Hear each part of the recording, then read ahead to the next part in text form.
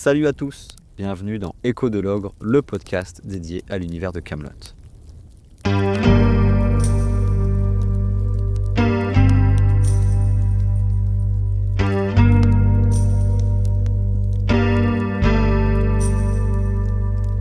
Ça y est, nous y sommes. Kaamelott deuxième volet partie 1 sort dans quelques jours. Le film sort le 22 octobre 2025. Certains pourront le découvrir au cinéma le 21 en avant-première, alors que d'autres devront attendre le 23 et le 24 octobre en Suisse, en Belgique et au Canada. L'objectif de cet épisode, c'est de parler de nouveau un petit peu de l'actualité autour du film, l'actualité autour de Kaamelott, puisque les acteurs, et notamment Alexandre Astier, commencent à faire la promotion du film à la télé, à la radio et même sur Twitch. Évidemment, une question revient toujours, pourquoi Perceval n'est pas dans le film? On en parlera un petit peu plus tard. Et l'objectif est aussi de faire un peu un point sur Kaamelott, sur ce qui s'est passé durant 6 livres et où s'est arrêtée l'histoire à la fin du premier volet. L'objectif n'est pas de faire un résumé complet, simplement de savoir où s'est arrêtée l'histoire et qu'est-ce qui peut se passer dans ce film. Mais revenons donc au sujet des promotions. Le film sort dans quelques jours et donc les acteurs commencent un petit peu à être présents dans les différents médias. Et pour mon plus grand plaisir, Alexandre Astier s'est rendu sur le plateau de MVP sur Twitch, présenté par Samuel Etienne. Alors déjà, c'était une vraie surprise de voir sa première apparition depuis plusieurs mois sur Twitch. C'était vraiment super sympa. Je ne connaissais pas je connais bien Samuel Etienne, pas personnellement, mais son contenu sur Twitch. Et du coup, quand j'ai vu qu'il était invité, j'étais très surpris et très heureux parce que je me doutais que ça allait être vraiment de qualité.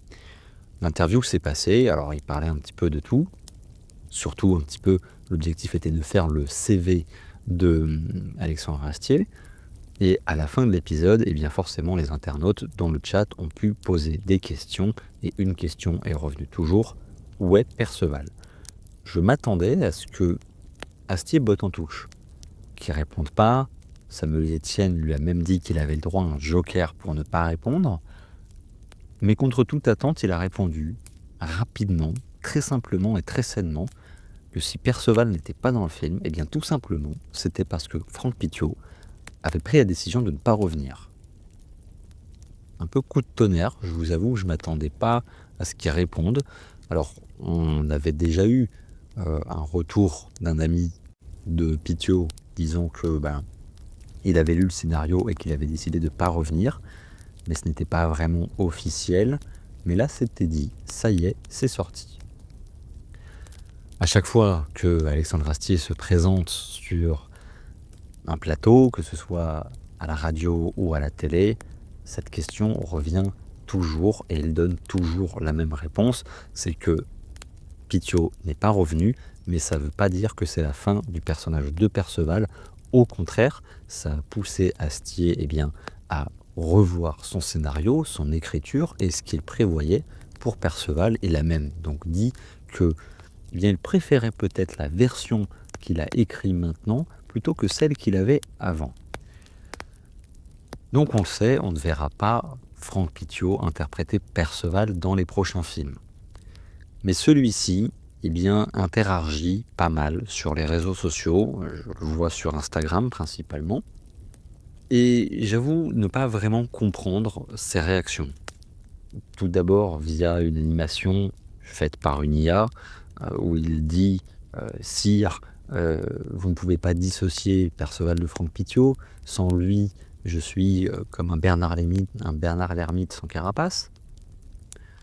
Et il y a peu, il a aussi publié ce qui a l'air d'être une capture d'écran d'un texte suite à une interview de Astier qui explique que Perceval ne sera pas vraiment présent dans le film, du moins pas Franck Pittiot, mais que le personnage va continuer d'exister. Et lui, Pittiot dit qu'il s'est peut-être rendu trop important pour Astier et pour nous aussi. Et j'avoue que je comprends pas trop ça. Je comprends pas trop ça parce que si c'est lui qui a pris la décision de partir, de ne pas revenir jouer le personnage, eh bien il n'a pas à réagir de cette manière-là. Perceval ne lui appartient pas.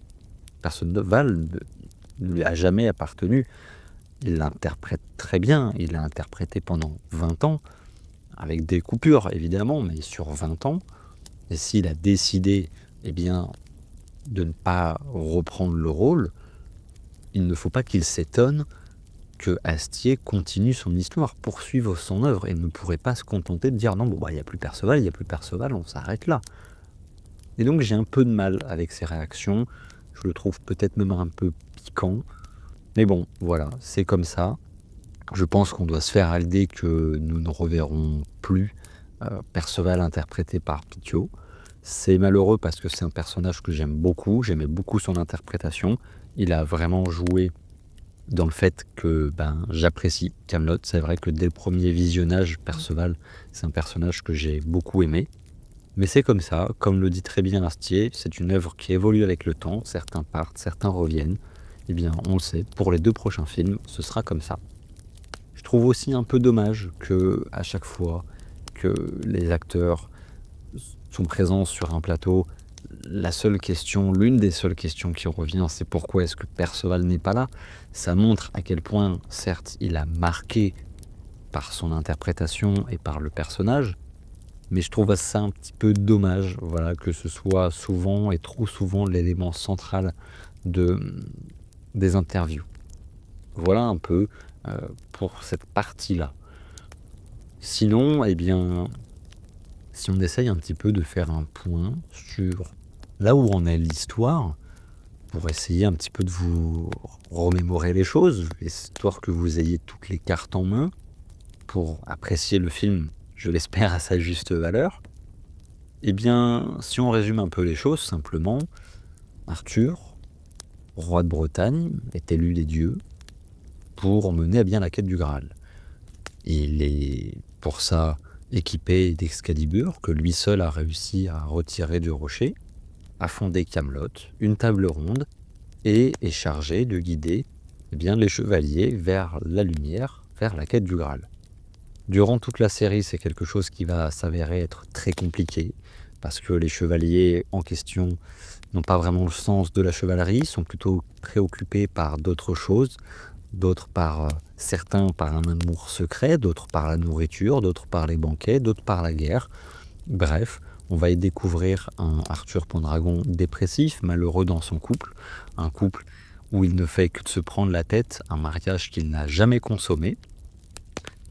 Et clairement, eh bien, un Arthur qui est au bout du rouleau, qui a de nombreuses conquêtes, qui va même jusqu'à contourner les lois du royaume de l'ogre et commencer petit à petit à vraiment énerver les dieux suite à son comportement. Son bras droit, Lancelot, finira par quitter Kaamelott pour fonder son propre camp et il sera rejoint par Guenièvre qui apprendra d'une certaine manière que Lancelot est amoureux de lui depuis toujours.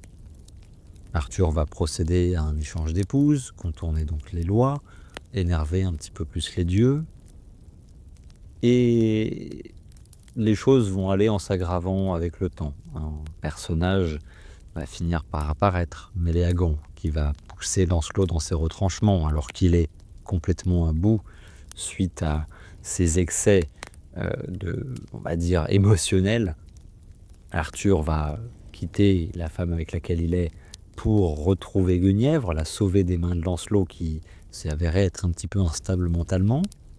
Et donc un personnage très important nommé Méléagant va donc pousser Lancelot dans ses retranchements, le pousser à haïr un peu plus Arthur, à essayer de commettre l'irréparable. Ce personnage Méléagant va aussi pousser Arthur au fin fond de sa dépression jusqu'à ce qu'il tente de mettre fin à ses jours, parce que simplement Arthur sera en quête pendant un temps de sa descendance et par une certaine manipulation, il apprendra qu'il est stérile. On se doute que c'est sûrement faux, mais en tout cas, ça a servi à le pousser à bout et à le pousser à tenter à mettre fin à ses jours, et il sera sauvé par Lancelot contre toute attente. Durant toute la série, on va en apprendre un petit peu plus sur ce Arthur qui a grandi dans un camp militaire romain, qu'il a été élevé les premières années de sa vie par un père adoptif, car sinon son père aurait tenté de le tuer s'il avait appris que bien Arthur était l'élu et donc arriverait un jour à retirer l'épée de Excalibur de son rocher, qu'il s'est marié une première fois à Rome alors qu'il avait à peu près 20 ans juste avant de se marier avec Guenièvre, et que la femme Aconia de ce mariage lui a fait promettre de ne jamais consommer son mariage, ce qui nous explique pourquoi il ne la touche jamais et pourquoi il est si froid et distant avec elle. On va aussi apprendre comment est-ce qu'il est monté au pouvoir, comment est-ce qu'il a été rejoint par la plupart des chevaliers, comment est-ce que Lancelot est tombé amoureux si vite de Guenièvre. Aussi une explication sur Perceval qui, on le sait depuis le début, a une destinée extraordinaire, qu'il peut tenir Excalibur dans ses mains, qu'il a été trouvé dans un cercle de culture par ses parents et donc qu'il a été adopté. On retrouvera par la suite Arthur dans le présent, dans Camelot, après sa tentative ratée de mettre fin à ses jours, à écrire son mémoire avec le père Blaise, et qui va avoir différentes conversations avec tous les personnages assez importants de l'univers de Camelot, jusqu'à ce qu'il remette les pouvoirs à Lancelot, lui expliquant que lui seul tenait debout, et que si en effet il pense faire mieux pour la quête du Graal et pour le royaume de l'ogre, qu'il lui remet le pouvoir et lui donne le trône. Lancelot finira par virer un peu de la carafe suite à un dialogue avec Méléagant, qui une fois de plus le poussera un petit peu à agir différemment, et Lancelot mettra la table ronde complètement au feu. En fait, il va brûler ce que Arthur a créé et chercher à traquer les chevaliers de la table ronde, et notamment à trouver Arthur. Arthur qui réussira à s'enfuir grâce à un personnage, Vennec, qui est un peu le multifonction, le Joker, qui vend, dépanne un petit peu tout le temps, vend aussi bien à manger que des armes, des instruments de torture, peut construire des cathédrales, bref, un peu un couteau suisse, et le sauvera. Voilà comment la série se termine. Dans le film, pour faire assez simple, Arthur revient après 10 ans d'absence. Lancelot est un roi tyrannique, le royaume de l'ogre est sous son oppression. Guenièvre est enfermé dans une tour depuis 10 ans. Les héros, du moins les chevaliers de la table ronde, se cachent et créent en secret la résistance contre Lancelot. Arthur revient malgré lui, il souhaitait surtout quitter tout ça, mais comme il a le sens de la justice et ne supporte pas justement l'injustice et l'oppression, il va retirer Excalibur du rocher, qu'il avait replanté avant dans le livre 5 et qu'il avait pris volontairement la décision de ne pas retirer pour justement se consacrer à sa quête de trouver sa descendance. Mais l'épée va répondre un petit peu différemment. Plutôt que de flamboyer comme avant, elle va s'allumer, s'éteindre, comme si quelque chose clochait. Il va sauver Guenièvre, rejoindre les héros de la résistance, reprendre Camelot à Lancelot, le combattre, mais ne le tuera pas, alors que les dieux attendaient de lui qu'il le fasse. Il va l'épargner, le laisser partir, et le film se conclura sur les mots d'un personnage, Orsa, qui dira « La quête du Graal, on commence quand ?» Nous laissant donc penser que la quête du Graal va reprendre. Dans ce Camelot, deuxième volet, partie 1, de ce que l'on a vu dans la bande-annonce et le teaser, les quêtes vont être au cœur du film. Différents voyages, dans des terres glacées, dans des marais, dans des contrées un petit peu campagnardes, aussi dans des pays d'Orient. On y voit une nouvelle table ronde, beaucoup plus grande, un nouveau Camelot, un Arthur qui a l'air d'être un peu au fond du gouffre, qui replante l'épée. On y voit de nouveaux ennemis, comme pourquoi pas un dragon, ce qui a l'air d'être un dragon. le fantôme du père de Lancelot qui a l'air gigantesque, le retour de Méléagant. Donc on a un petit peu tout ça qui se dessine. On se demande si le film va répondre à toutes nos questions. Je pense que le film va répondre à certaines questions, mais qu'il nous laissera pas sur notre faim, mais c'est une première partie qui va servir à mettre en place les choses, mettre en place justement ces quêtes, ces voyages, cette nouvelle table ronde. Pourquoi pas le renouveau de Arthur, qui va passer d'abord par une phase de je m'en fous de tout à je suis obligé de me reprendre puisque probablement que les dieux vont exiger de lui qu'il se remue un peu. Pourquoi pas voir l'évolution entre lui et Guenièvre, pourquoi pas un couple un peu plus stable. Bref, tout ça aussi nous expliquer bien l'absence de Perceval et à quoi vont mener ces différentes quêtes, en quoi vont-elles consister, est-ce qu'ils vont parler du Graal ou pas du tout. Bref, voilà, le film en tout cas annonce d'être assez grandiose déjà visuellement, avec de beaux effets spéciaux. Alexandre Astier nous annonce que ça va mal se passer pour nos héros, donc je pense qu'il pourrait se passer 2-3 choses. Le retour de Méléagant peut jouer, la présence du fantôme du père de Lancelot peut jouer, la présence d'un dragon aussi, bref, différents ennemis qui pourraient venir barrer la route de nos héros.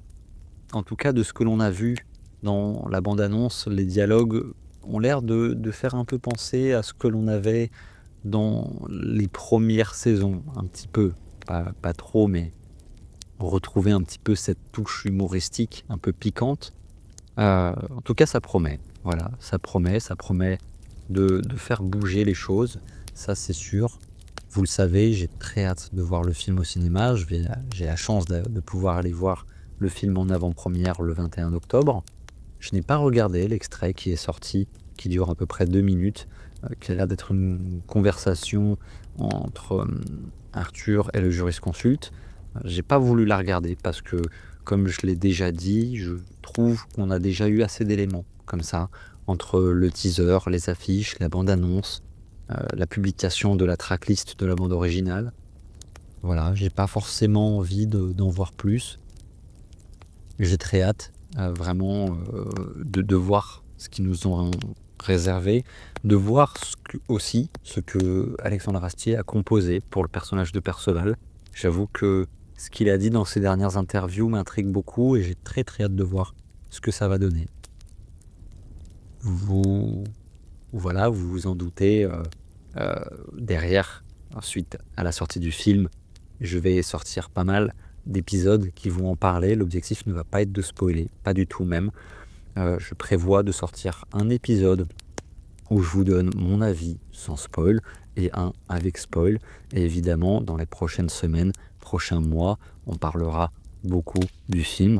On va pouvoir faire des théories sur ce qui se passera après, analyser tout ce qui s'est passé dans le film. Enfin bref, voilà, continuer de vivre autour de Kaamelott. Et ce sera un grand plaisir de continuer. Je fais aussi une petite parenthèse pour vous remercier car on a dépassé les 100 abonnés sur YouTube. C'est un gros chiffre, je trouve, pour moi. Je m'attendais pas à atteindre en fait 100 abonnés en quelques mois, même semaines, car j'ai créé Écho de l'Ogre en mars. J'ai dû faire une pause en avril et je suis revenu en août. Et depuis août, eh bien, il y a eu pas mal d'interactions, des commentaires, des nouveaux abonnés. Bref, pas mal d'interactions et je vous en remercie. C'est vrai que on perd un peu la notion des chiffres quand on voit tout ce qui se passe sur YouTube. Les millions d'abonnés, les millions de vues. Et eh bien, on perd en fait de vue que ce sont des vrais gens qui sont abonnés derrière. Et ça me fait très plaisir de voir que vous êtes de plus en plus nombreux à rejoindre un petit peu la barque. On est là entre fans de Kaamelott et c'était l'objectif. Je suis content de pouvoir échanger avec vous. Vraiment, merci pour ça. Je comprends maintenant pourquoi est-ce que les créateurs de contenu demandent souvent à s'abonner. C'est un petit peu comme une récompense. Ça fait un peu plaisir de voir que les gens nous soutiennent et que eh bien, notre contenu plaît à certaines personnes et qu'ils sont prêts à nous suivre et à écouter ou regarder notre contenu. Donc voilà, merci beaucoup pour ça. Si jamais, je ne sais pas sur quelle plateforme vous êtes, mais l'émission est disponible sur YouTube, sur Spotify et aussi sur Apple Podcast. Je galère pas mal pour Deezer et Amazon Prime, enfin Amazon Podcast. Donc l'être déjà sur ces 3 plateformes, c'est sûr et certain. Voilà, vous pouvez les retrouver en format audio et aussi vidéo avec, la nouvelle animation. Donc vraiment, ben, merci beaucoup. Je pense que ça va être assez dur de faire un peu son trou ces prochains temps avec, Kaamelott, puisque beaucoup de gros créateurs de contenu vont sortir des épisodes où ils vont donner leur avis sur, Kaamelott, le film, même si leur contenu de base n'est pas forcément là-dessus, hein, mais c'est que, ben, voilà, tous les créateurs de contenu qui parlent de cinéma vont probablement en parler. Donc voilà, je m'attends pas, à ce que ça bouge beaucoup, enfin, de mon côté, mais en tout cas, je serai toujours présent en vous publiant des shorts, des épisodes, du moins autant que possible.